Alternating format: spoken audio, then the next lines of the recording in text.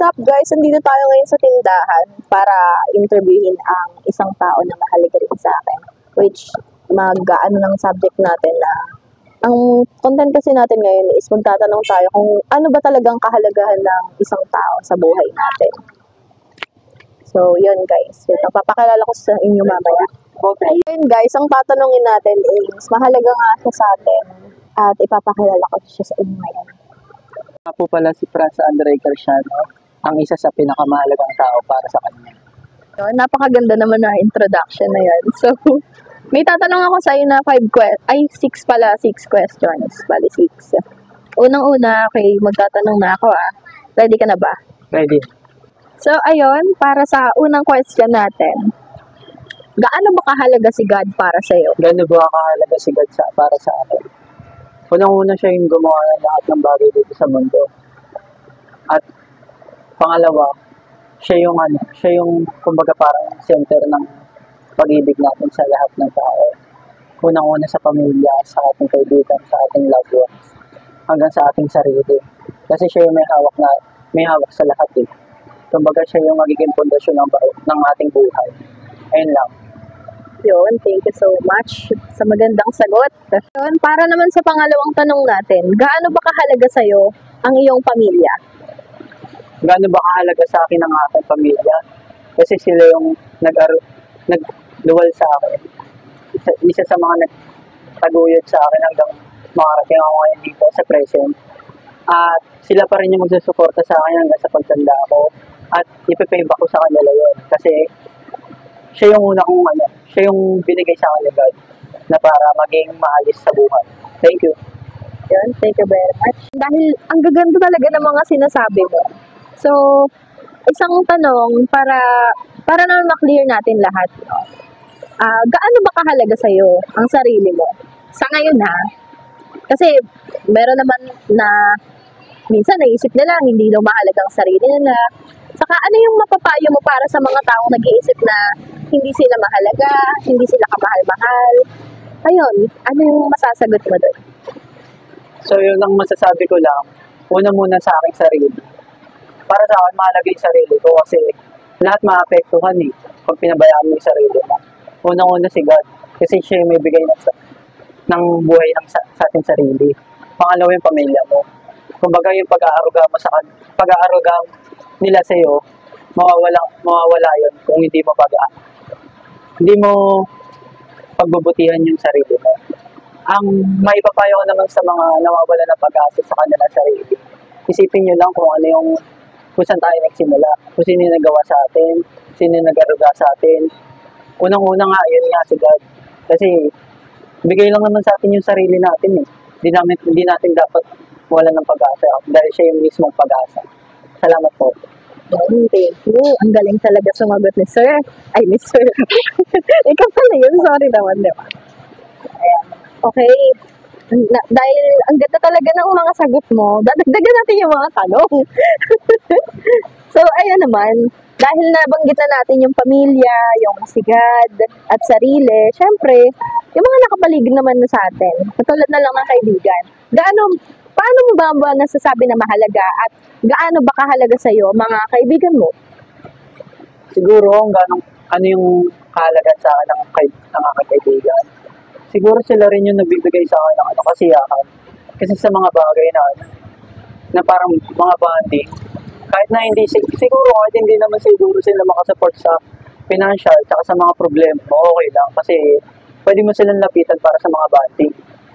Para sa akin kasi sa ako na malapit sa aking loved ones siguro at sa aking pamilya kung may problema ka man.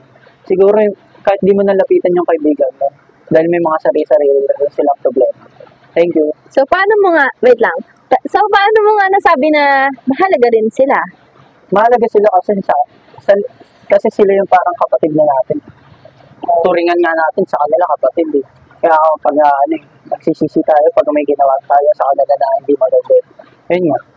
Sa bagay, kasi as we grow older naman, hindi naman palaging andyan ang mga kaibigan natin.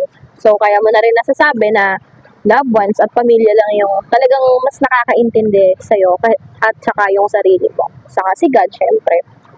So, ayun na nga, dahil nabanggit mo yung loved ones, May love life ka ba ngayon? Meron. Talaga? Joke lang po. So, ayun. Gaano ba talaga kahalaga sa'yo ang loved ones mo? Kung may girlfriend ka ba or ano? Kaya nga, ganun nga kahalaga. Simula kasi nung nagkakilala kami hanggang sa ngayon. Ano, ganun pa rin. Halos full support pa rin. Siguro, yun nga, gawa nga ng legal kami both sides. Masaya kami sa ganun. Ano man, maging upside down man nung naging relasyon namin, may mga problema. Nandito pa rin kami sa loob ng 5 years. Ayun nga, thank you sa lahat ng mga support. Ganun. Nagbabalik tayo, guys. Nagbabalik po tayo sa ating interview. Interview with someone that someone na mahalaga rin sa akin. At siya yun, guys. Sa mga nagtatanong pala, no, hindi ko nasabi. Kung ikaw muna, ano po siya? Ako po pala yung loved ones niya. Okay. Ay, ikaw muna. Ito Hello naman. po. Yan. Ako nga po pala ang boyfriend po ni Francine Jarrett Lon. At 5 years na po kami. Ayun po. Thank you po. Ayun, guys. So, ayun, dahil nakat nga yung... Kaso di ba natuloy? Ayun, Uy. guys, may sumabat yun sa atin. Pero okay lang yun. Hindi, kahit hindi natin i-cut yun. Kasi, para natural lang yung parang vlog, di ba? Ayun na, uy. Nakaano pa rin po. Saan ba tayo napunta? Yan tuloy, nakatumpsan ko. Saan? Punta po sila sa milk tea at sa takoyakian. Ano ba, naka-play pa rin ba yan? Oo, okay lang Look. yan. Okay lang, sige. Ano ba yung masa mo tayo? Kaano kahalaga? Plano ka. Yung loved ones para sa'yo? Siyempre, Ayun mahalaga.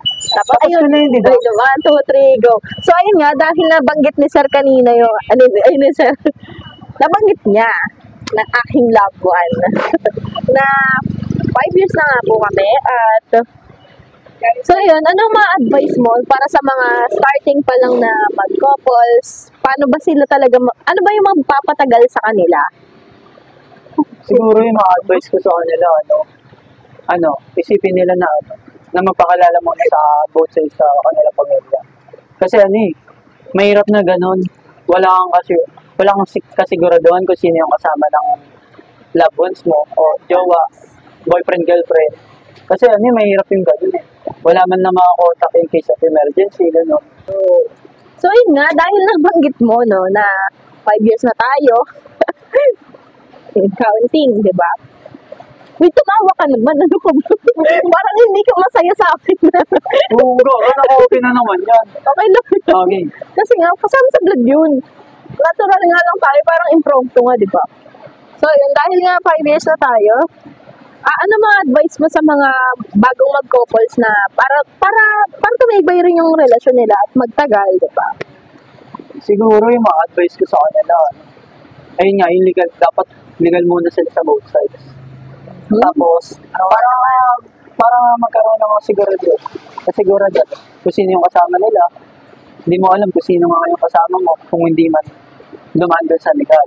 Pero kung hindi naman talaga kaya pa, siguro, pwede pa rin naman maghintay. Ayun nga lang. Thank you. Sa bagay, no? Kasi mahalaga rin naman talagang pamilya para mas makilala yung both sides, di ba? So, ayun, thank you very much sa ating diskusyonan.